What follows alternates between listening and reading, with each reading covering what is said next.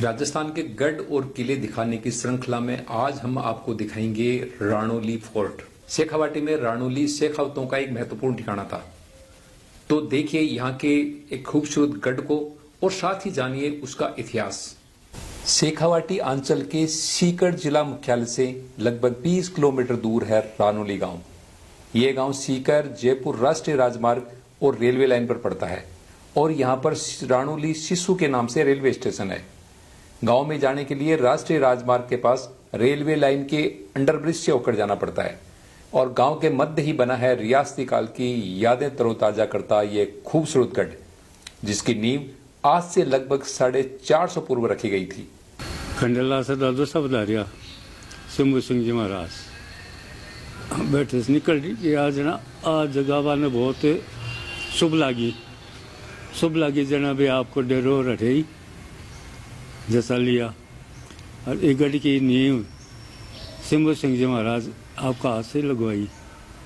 फिर जिया पीढ़ी दर पीढ़ी राजा हो गया बाको वंश चले गई हो बे साहब सब ये आगे से आगे निर्माण कराया गया। शंभू सिंह जी दादो सागर पृथ्वी सिंह जी सेव सिंह जी दादो से बे दादो शाह जयपुर दरबार गए, फौज में लड़ाई में काम आ गया। बे बन गया जुजार जी महाराज जखा दादी शाह बे सत्य हुई यहाँ पर। तो आपने राणोली में 2 दादी शाह सत्य उड़ा है। पहला मेरतनी जी, दूसरा दादी शाह पृथ्वी सिंह जी दादो शाह गए गुलाब कमर। इस हिसाब से पीढ़ी दर पीढ़ी चलते गए और इको गढ़ को निर्माण जी आगे सागे कराता गया। खंडेला के राजा सवाई सिंह जी के लघु पुत्र शंभू सिंह जी को राणोली गांव आविजिका के रूप में जागीर में मिली थी। शंभू सिंह जी ने इस जगह को उपयुक्त और शुभ समझकर यहां पर गढ़ की नींव रखी और गढ़ का निर्माण कराया। शंभू सिंह जी ने गढ़ के अंदर एक मंदिर का निर्माण भी कराया जिसमें आज भी पूजा अर्चना होती है। बाद में शंभू सिंह जी के वंशजों ने समय समय पर इस गढ़ को विस्तार दिया, जो एक खूबसूरत विरासत के रूप में आज आपके सामने विद्यमान है। शंभू सिंह जी का निधन विक्रम संवत 1817 पौष सुदी 9वीं को हुआ था। शंभू सिंह जी के निधन के बाद उनके ज्येष्ठ पुत्र पृथ्वी सिंह जी राणोली के स्वामी हुए। पृथ्वी सिंह जी बुद्धिमान व पटुकार्य सरदार थे। विक्रम संवत 1818 में पृथ्वी सिंह जी को जयपुर के महाराजा सवाई माधो सिंह जी ने अपनी सेना में नियुक्त किया और वेतन के बदले 3 गांवों की जागीर दी। इन तीनों गांवों की वार्षिक आय 17,000 रुपए थी। इसके बदले पृथ्वी सिंह जी को 2 बंदूकधारी, 12 घुड़सवार और कुछ पैदल सैनिक रखने पड़ते थे, जिनसे जयपुर राज्य को सैनिक सेवाएं दी जा सके। चूंकि पृथ्वी सिंह जी अपने पैतृक राज्य खंडेला के अधीन थे, पर उन्होंने जयपुर दरबार में अपनी कार्य कुशलता के बल पर खंडेला से अलग पूर्ण स्थान प्राप्त कर लिया था। इसलिए उन्हें भी राणोली राजा कहा जाने लगा। राजा पृथ्वी सिंह जी के 3 पुत्र थे, उनमें सेवई सिंह ज्येष्ठ पुत्र थे। इतिहास में सेवई सिंह को शिव सिंह भी लिखा है। सेवई सिंह ने अपने पिता के जीवन काल में ही माउंडा मंडोली युद्ध लड़ा और वीर गति को प्राप्त हुए। आपको बता दें, माउंडा मंडोली युद्ध जयपुर और भरतपुर की सेनाओं के मध्य विक्रम संवत 1824 में लड़ा गया था। इस युद्ध में सेवई सिंह जुझार हुए, यानी वे सिर कटने के बाद भी लड़े और वीर गति प्राप्त की। उनके जुझार होने के बाद उनकी पत्नी कुमरानी चांपावत जी ने उनके साथ सहगमन किया, यानी वे उनके साथ सती हो गई। गिरधर वंश प्रकाश नामक पुस्तक में कुमरानी चांपावत जी का नाम गुमान कंवरी चांपावत लिखा है और उनके पिता का नाम चांपावत ठाकुर गिरधारी सिंह लिखा है, जो हरसोलाव गांव के थे। आपको बता दें, हरसोलाव गांव में इतिहास प्रसिद्ध वीर बल्लू जी चांपावत के वंशज निवास करते हैं। हरसोलाव बल्लू जी चांपावत की जागीर थी। ये छतरी है जो राजा सेव सिंह जी की है, जो नीमका थाना के पास में एक नवाब से युद्ध के अंदर वीर गति को प्राप्त हो गए थे।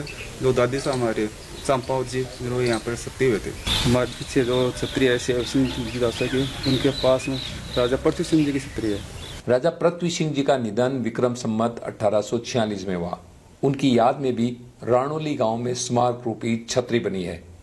राजा पृथ्वी सिंह जी के बाद भी राणोली राज परिवार ने जयपुर दरबार के लिए मामला गुजार सामंत यानी ट्रिब्यूट चीफ के रूप में कार्य किया। एक तरह से आप मान सकते हैं कि राणोली का जो राज परिवार है वो जयपुर दरबार के सामंत थे। खंडेला के इतिहास के अनुसार राणोली वालों को 2100 रुपए वार्षिक मामले के रूप में जयपुर राजकोष में जमा करवाने होते थे, जो वो हर वर्ष करवाते थे। वर्तमान में इस शानदार व खूबसूरत गढ़ में यहाँ के आखिरी राजा आनंद सिंह जी के 3 पुत्रों का परिवार निवास करता है। गढ़ के मुख्य दरवाजे में प्रवेश करते ही एक बड़ा दालान है और सामने ही जनान खाना का द्वार नजर आता है। द्वार के मुख्य बाजू में बड़े बरामदे हैं और ऊपर झरोकों से सुसज्जित बड़ा हॉल बना है, जिसमें बैठकर राणोली के मुख्य बाजार को निहारा जा सकता है। मुख्य द्वार की प्राचीर पर एक और एक शानदार झरोखेदार गोल आकृति वाली बुर्ज बनी है और इसी बुर्ज में एक शानदार और विशाल कक्ष बना है। किले के बाहर से इस गोलाकार बुर्ज का मनोरम दृश्य देखते ही बनता है। जनाना महल के बाहर भी दोनों ओर बड़े बरामदे और कक्ष बने हैं, जिनमें कभी राजकीय मेहमान रुका करते थे।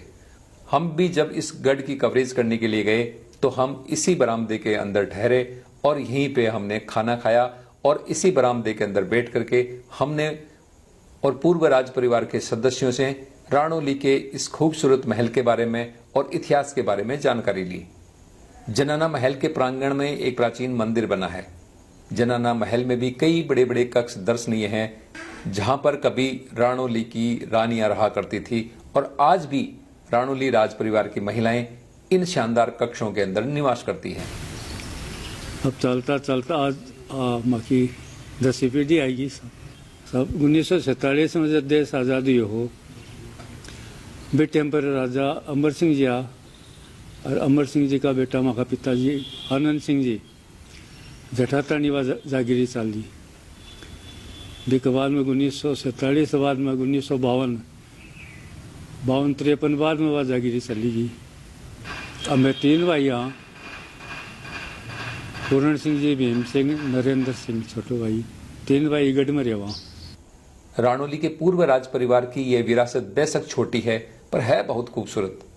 सबसे अच्छी बात यह है कि इस हेरिटेज धरोहर की सार संभाल बहुत अच्छी तरह से की गई है, जिससे इसका मूल रूप आज भी बरकरार है।